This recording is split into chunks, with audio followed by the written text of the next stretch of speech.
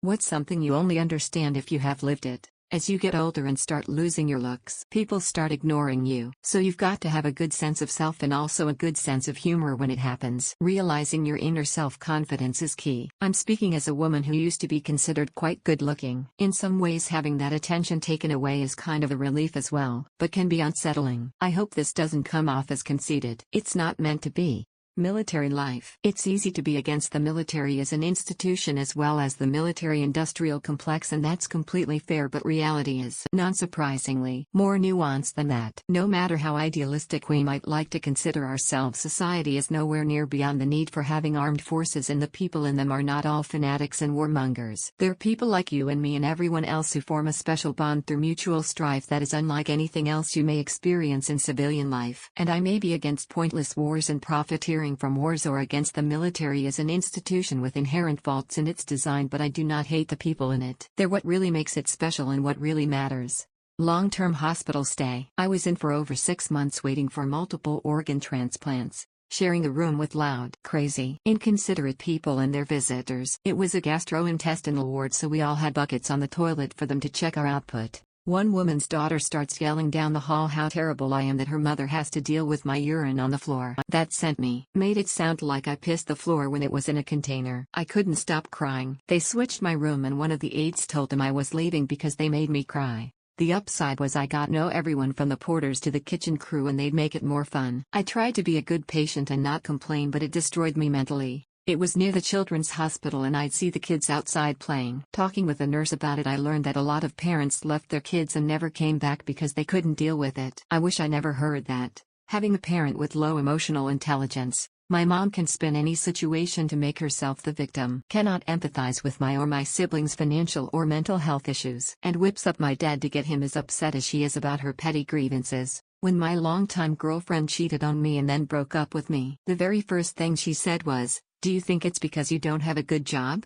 Oh, she then continued talking with her for years. When my brother, exhausted from the passive aggression, moved away from our hometown, my mom didn't talk to him for like a year, all because he had the audacity to seek out a better life and higher pay. My sister's weight yo-yos quite a bit from year to year, and my mom cannot resist making snide comments about it, both behind her back and to her face. This is coming from a woman who has only ever eaten meat and vegetables, so has zero idea what it's like to crave unhealthy foods. Despite all of this, she can be incredibly selfless and supportive, though I'd say this is more of her change-up pitch rather than her normal rotation.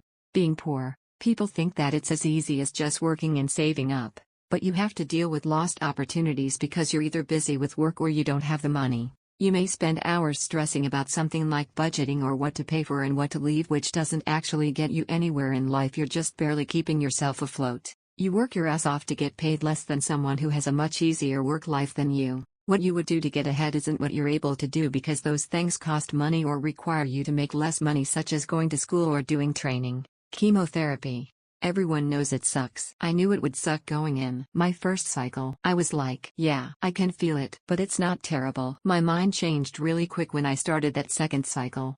Came home after the second day of the second cycle and was out pretty much instantly after laying down on the couch. Then, going forward, after each dosing week, the first week of each cycle, I was largely incapacitated for a good week to 10 days. Barely enough energy to get off the couch to take a shower or take a shit. I was talking a backpack with my tablet, bunch of magazines, etc., but eventually, there was no point to even take it. Although I did anyway, because I'd just chill in that chair with my hat pulled down over my eyes and sleep during my infusions. Would never do it again.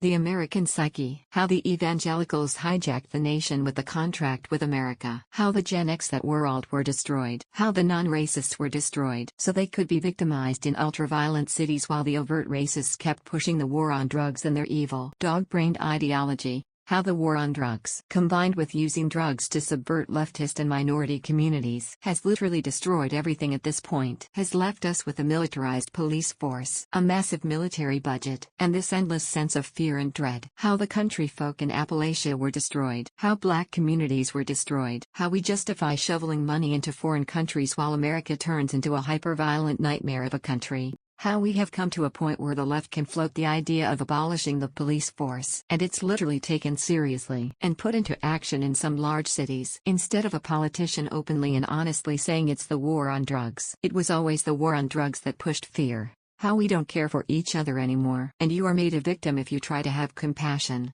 Being part of college and pro athletics. Lot of misconceptions. I remember grinding out pro baseball, living with parents and hearing I am living the dream as a pro, thinking it's all girls and playing. It's more of a grind than people think for 95% of the athletes with real dreams. Reality is it's your job, which you know the upward mobility is closing in less and less likely. You have to work anyway. At a point it becomes not to get better but working to stay the same. Healthy especially is harder and harder. Then you're not being paid. You're on your own to compete while working random shifts in off-season, still having to dedicate 6 hours of your day to lifting, then skill work.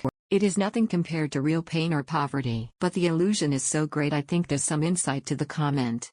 Severe mental illness, the kind that makes other people immediately afraid of you even if they don't know your symptoms. How you manage it, whether you're properly medicated / in therapy, etc. etc. I had a nurse freak the fuck out once during an intake because I had stomach flu and admitted I wasn't taking my meds because they were very expensive. So much better now that they're generic. Difference between 200 then and 12 now. And didn't want to waste them since I was just constantly throwing up. She got up and left and I heard her in the hallway and her voice was audibly shaking because she was scared of me. I got up and went to the door and asked for a nurse who wasn't an idiot. She used my full name out loud in the hallway with my diagnosis in a small town clinic. Losing a pet. Other people can sympathize, but I think until you actually are faced with end-of-life care / losing a pet, you can't understand. I'm a huge animal lover and my friend lost her cat a year before I lost my dog. I of course gave her my sympathy and support, but it wasn't until I lost my dog that I realized, holy crap, this sucks and I wish I was there for you more. People diminish the grief of losing a pet often. Growing up in a cult / high-control religious group, being raised to think that you're inherently evil and your soul is damned to an eternity of suffering. Literally, not figuratively. Being a child believing that that is literally going to happen to all the people who don't believe the same thing that you do. That instills so much shame inside of a person. Even after you get out of it, the impact is still there.